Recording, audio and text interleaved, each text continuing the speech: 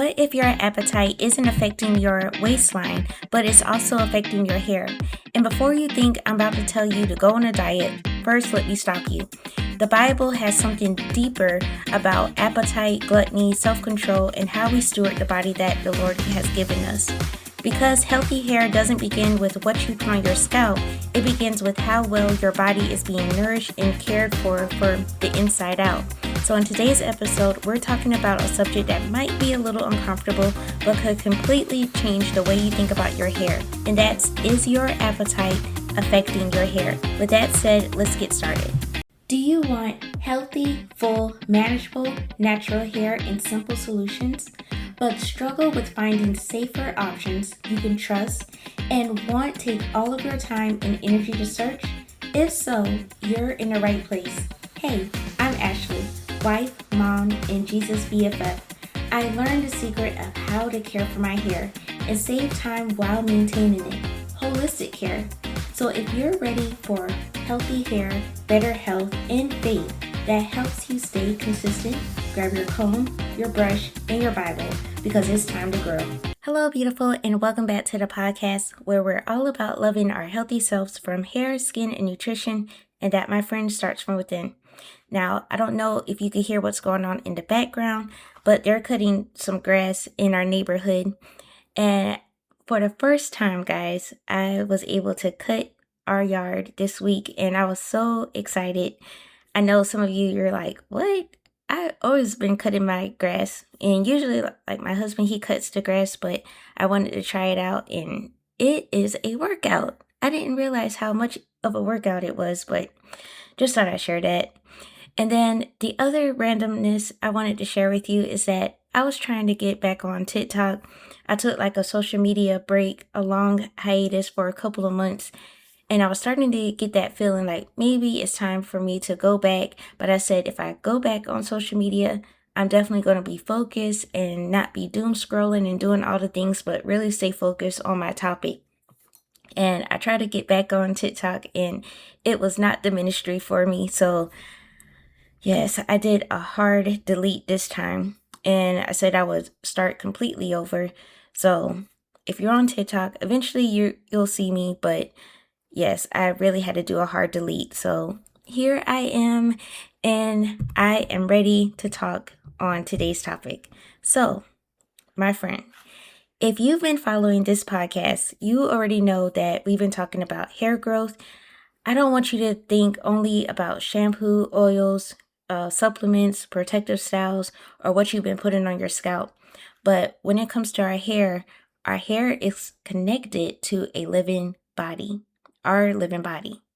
And that means that when we look at what's happening, you have to look deeper, like what's beneath the surface. So today we're going to talk about something that may seem like it has nothing to do with hair, but it is your appetite.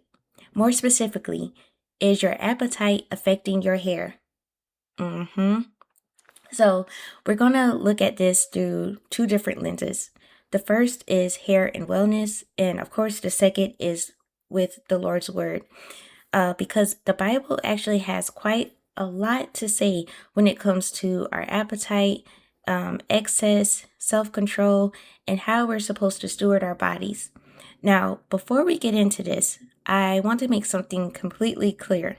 This episode is not about weight loss. It's not about body shaming. And I'm not about to tell you to eat certain foods to make your hair fall out.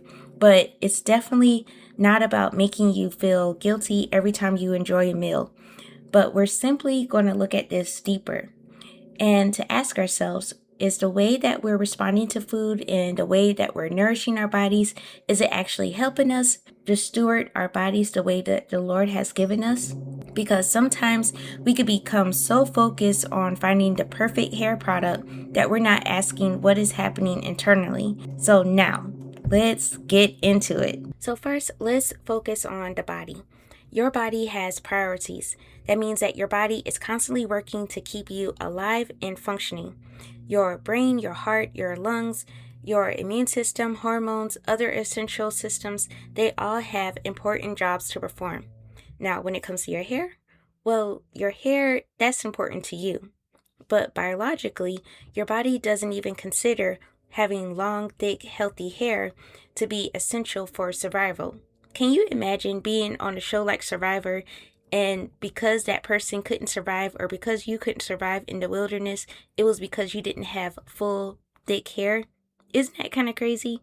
But that's how your body prioritizes it as well. It's not as important compared to the other things that needs to keep you alive. And that's very important when we're talking about nutrition. Now, when the body isn't receiving enough energy or nutrients, or when nutritional needs aren't being met consistently, then your body has to prioritize where those resources go. And when it comes to hair growth, it could be affected by changes in your nutrition, changes in your energy, your illness, stress, and other internal factors. So, this is one of the reasons why I keep telling you don't only ask, what am I putting on my hair, but you have to ask yourself, what is happening on the inside of my body that's producing this hair? Because your hair follicles are alive.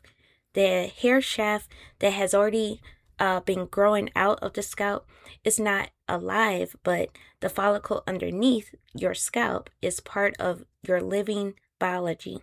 So we have to care about the environment in which the follicle is functioning. So that's that when it comes to the body.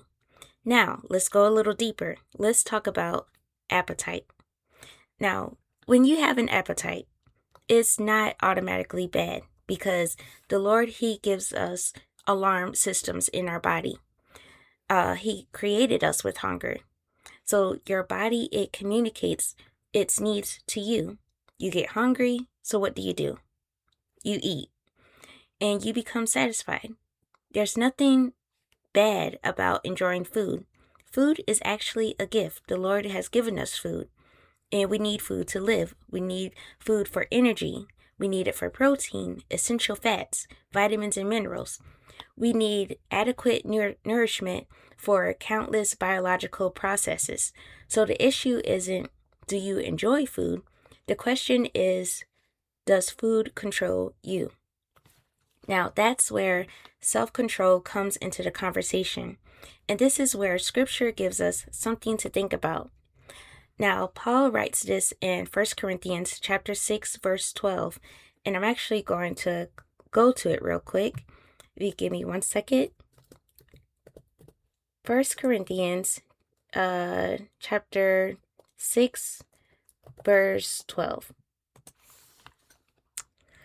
And it says, let's see. I am reading the NIV version. I have the right to do anything, you see, but not everything is beneficial. I have the right to do anything, but I will not be mastered by anything. That's a powerful principle because something doesn't have to be inherently evil for it to become something that controls us. Food is actually good, but food was never designed to be our master. Okay? Now, what does the Bible say about gluttony? Well, let's talk about it. I want to be careful here because this word can be thrown around that can produce shame. But I want to simply go with this concept. I ate too much one day. We're talking about a pattern of excess, lack of restraint, and allowing appetite to become disordered. Let's take a look at Proverbs chapter 23, verse 20 and 21. And I'm going to go to it. Let's see. I said Proverbs chapter, what did I say? Proverbs chapter 23. Thank you. Proverbs chapter 23, verse 20 to 21. And it says, do not join those who drink too much wine or gorge themselves on meat, for drunkards and gluttons become poor, and drowsiness clothe them in rags. So that's what happened when you eat too much. And that's actually a big warning what happens when we consume too much. Another scripture that comes to mind is Philippians chapter 3, verse 19. And I'm going to read that as well. Let's see. Philippians chapter 3, verse 19. And it says, "Their destiny is destruction. Their God is their stomach, and their glory is in their shame. Their mind is set on earthly things." Interesting. It is specifically saying that God is their belly. And I want us to really think about that phrase. Their God is their belly. That's not simply saying you had a second helping. It's now talking about something deeper.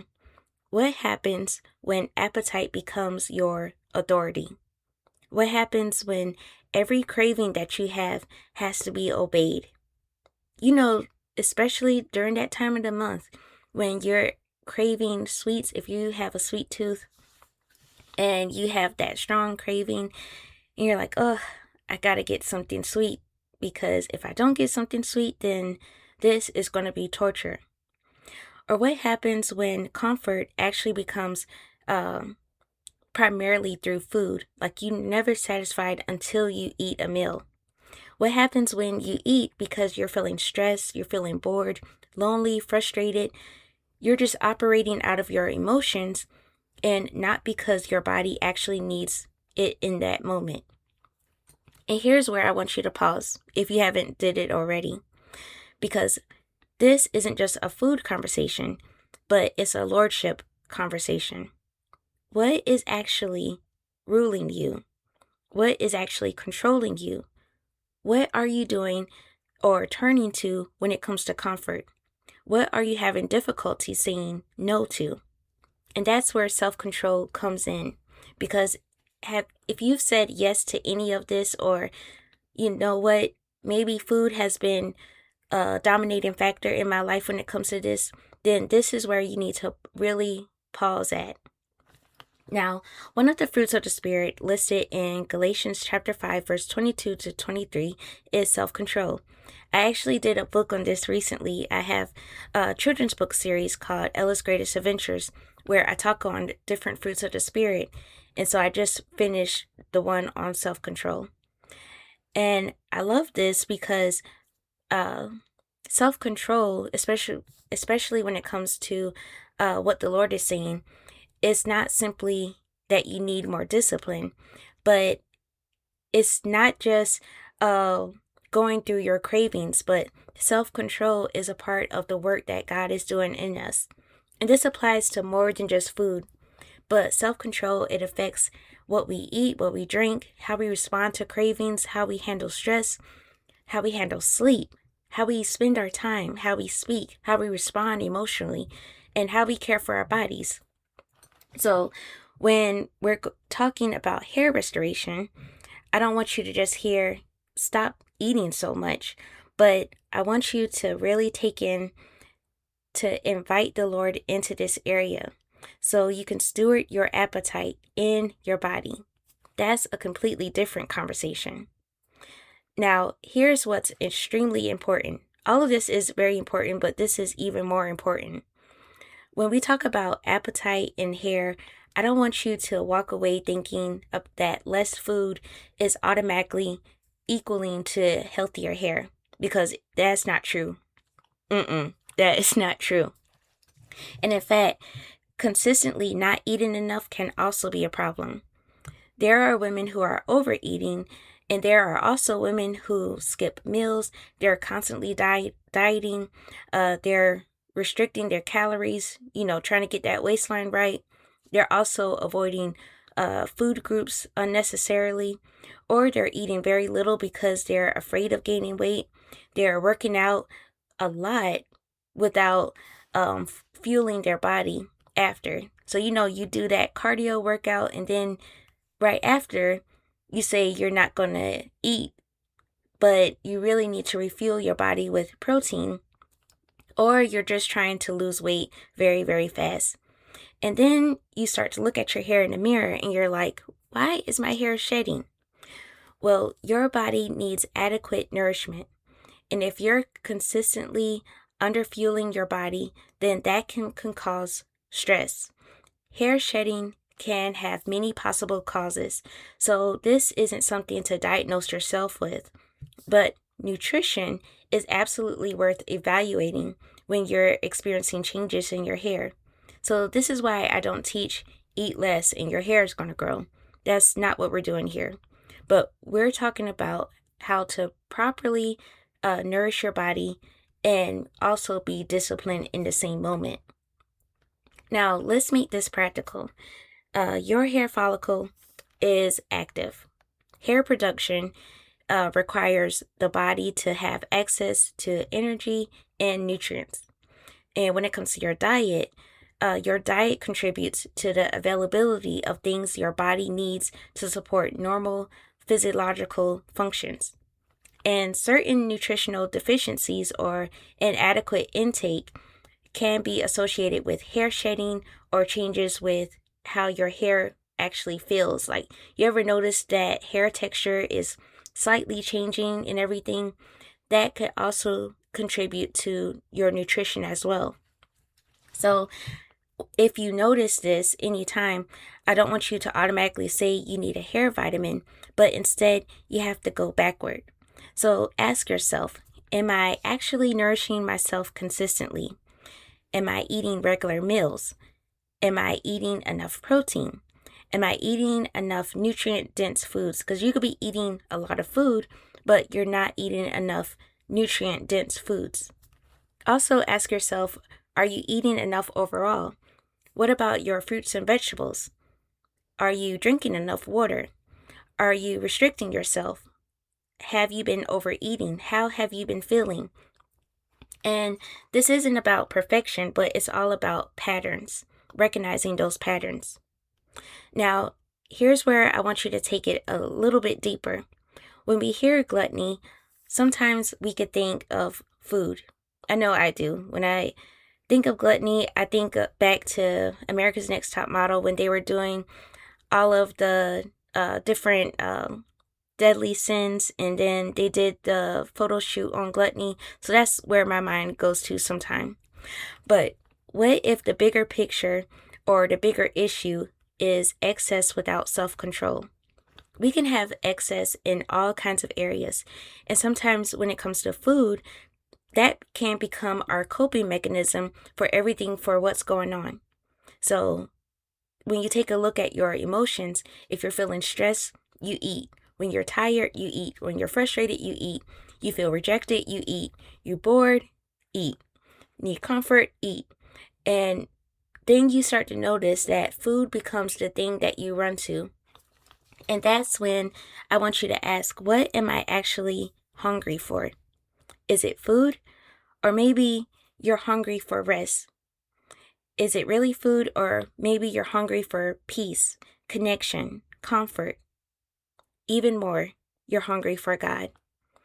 And I think that's where the conversation becomes bigger than hair, because the Lord simply isn't interested in just giving you longer hair, but He wants your entire life surrendered to Him. So here's a question I want you to write down. What am I feeding myself? Am I feeding my body?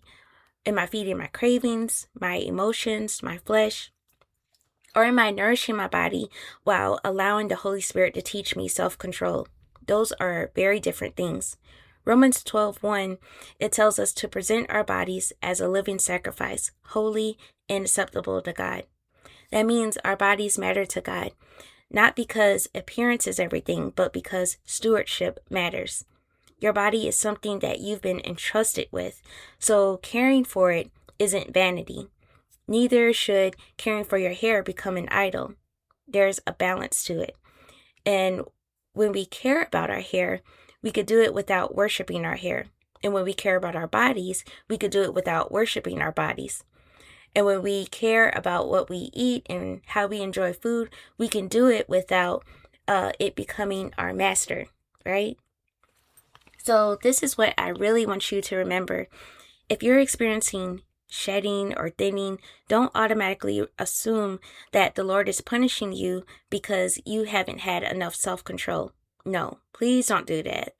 because hair loss, it has many different issues and many different causes. It could be genetics, hormonal changes, illness, medications, stress, scalp conditions, hair practices, other factors. There's so many things. And your hair isn't a spiritual scoreboard.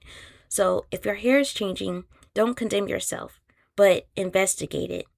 That's what I want you to do. Instead of asking what's wrong with you, what are you doing wrong, ask yourself, what is my body trying to tell me?